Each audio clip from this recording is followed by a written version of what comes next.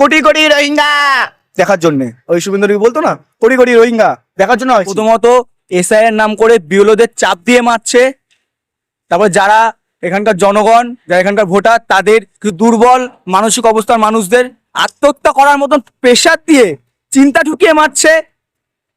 এখানে বাংলার যারা পরিযায়ী শ্রমিক তারা বাইরে গেলে বিজেপি প্ল্যান করে মারছে, বহিরাগত সাজিয়ে, বাংলাদেশি সাজিয়ে মারতেই এসছে, বিজেপি মারতেই এসছে। এটা স্বীকার করতে হবে, এটা বাস্তব মানতে হবে, এটা অস্বাভাবিক হওয়ার কিছু না। এদের বাঙালি এবার মারবে সংবিধান মেনে বিজেপিকে। দেখা যাক, আমরাও দেখবো, বিজেপিও দেখাবো কি করতে পারে ওরা। দেখছি ব্যায়াম ট্যাম করার চেষ্টা করবো। আমি তো করি না, সেগুলি দেখে বোঝা যাচ্ছে, কিন্তু আর অন্যান্য ছেলে মেয়ে ব্যায়াম ট্যাম করে, একটু পাঞ্জা লড়বে, এইসব আর কি। গায়ে তুলবো না আমরা। এসআইআর নিয়ে এখনো আতঙ্ক চলছে। শুনানি শেষের পরেও দেখা যাচ্ছে বিএলওদের কাজের চাপ কমছে না, বিভিন্ন জায়গায় রিচেকিং এর দায়িত্ব দেওয়া হচ্ছে, আর তার চাপের জন্যই একজন বিএলও মারা গেছেন বলে পরিবারের লোকেরা অভিযোগ করছে। মালদাহের এই ঘটনা, কি বলবেন? ইলেকশন কমিশন, বিজেপি দ্বারা পরিচালিত ইলেকশন কমিশন বাংলায় বাঙালিদের মারতেই এসছে। এর আগেও আমরা দেখেছিলাম একাধিক মানুষ মারা গেছে, এর দায় তাহলে কে নেবে? ইলেকশন কমিশন, বিজেপি এবং এখানকার বিজেপি করা লোকগুলো, সেই বিজেপি করা লোকগুলো, শুভেন্দু অধিকারীর মতন লোকগুলো, সেই সজল ঘোষের মতন লোকগুলো, যারা বলে নাকি মানে এখানকার রবি ঠাকুরের লেখা গান বৈদেশিক গান, ঠিক আছে। তারপর হচ্ছে ওই শঙ্কুদেব পান্ডার মতন ওই গুন্ডাগুলো, যারা বলে এখানকার সব ডকুমেন্ট নাকি ফেক, সব ডুপ্লিকেট, টিভিতে চিল্লায়, গুন্ডামি করে টিভিতে গিয়ে। ওর গুন্ডামি সামনে পড়লে আমি বুঝিয়ে দিতাম। তো সংবিধান মেনেই করবো আমরা, বাংলা পক্ষ সংবিধান মেনেই চলে। কি করবো, বাংলা পক্ষ জানে, সংবিধান জানে। ব্যায়াম ট্যাম করার চেষ্টা করবো। আমি তো করি না, সেগুলি দেখে বোঝা যাচ্ছে, কিন্তু আর অন্যান্য ছেলে মেয়ে ব্যায়াম ট্যাম করে, একটু পাঞ্জা লড়বে, এইসব আর কি।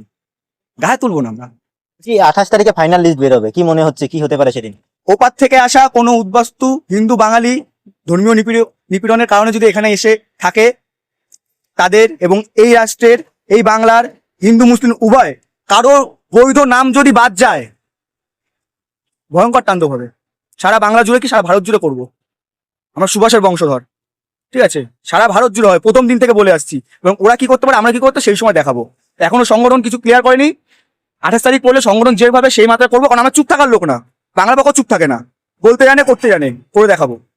28 তারিখে তো রোহিঙ্গাদের নাম বাদ যাবে, বাংলাদেশ অনুপ্রবেশকারীদের নাম বাদ যাবে। হ্যাঁ, আমরা অপেক্ষা আছি সেই কোটি কোটি রোহিঙ্গা দেখার জন্য। ওই শুভেন্দু অধিকারী বলতো না, কোটি কোটি রোহিঙ্গা দেখার জন্য হয়েছি।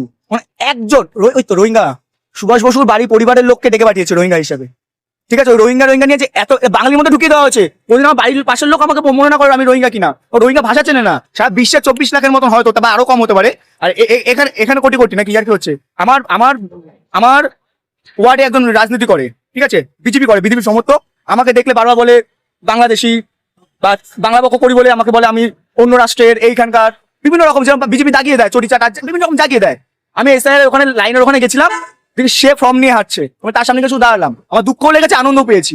আনন্দ এই কারণে পেয়েছি যে ওরা বুঝতে পেরেছে যে কি করতে চাইছে বিজেপি, আর দুঃখ লেগেছে এই কারণে, কারণ সে আমার জাতির ছিল, সে বাঙালি হলেও, বাঙালি বিদেশি হলেও তাকে আমি ভাই মনে করতাম। এবং তা যদি এখনো না শুধরায়, তারাও আমাদের মধ্যে থাকতে পারবে।